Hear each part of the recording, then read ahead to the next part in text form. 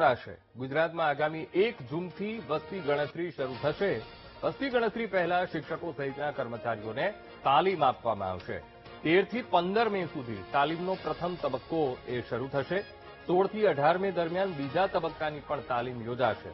તો નકશા તૈયાર કરવા, મોબાઈલનો ઉપયોગ, પ્રશ્નો, ક્ષતિ સહિતની બાબતો પર તાલીમ આપવામાં આવશે। આ મુદ્દે સંવાદદાતા મેહુલ ફોનલાઈન પર। મેહુલ, ચૂંટણી બાદ હવે વસ્તી ગણતરીની કામગીરીનો ધમધમાટ, કેવી તૈયારીઓ મેહુલ? બિલકુલ અંકુર, વાત કરવામાં આવે તો 1 જૂનથી વસ્તી ગણતરી હાથ ધરવામાં આવનાર છે। એપ્રિલમાં હાથ ધરાનાર આ જે વસ્તી ગણતરી છે તે સ્થાનિક સ્વરાજ્ય ચૂંટણીઓના કારણે જૂનમાં 30 દિવસ માટે થઈ રહી છે।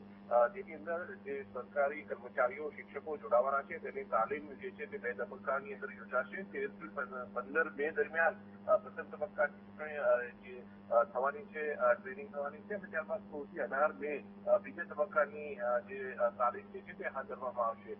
તેની અંદર મુખ્યત્વે જે નકશા તૈયાર કરવો, મોબાઈલની અંદર કઈ રીતે ડેટા એન્ટર કરવો, આ ડેટાની સુરક્ષા કઈ રીતે રાખવી, જે ડેટા આપવામાં આવ્યો છે શિક્ષકો દ્વારા એ ડેટાની ચકાસણી કઈ રીતે કરવી, તે તમામ સુપરવાઇઝરો અને જે પ્રથમ કક્ષાની જે ચૂંટણી જે થવાની છે, તાલીમ થવાની છે, તેના સંદર્ભમાં જે વિગતો જે છે તે આપવામાં આવશે અને તમામ જે કર્મચારીઓ છે તેમને આ તાલીમ આપવામાં આવશે।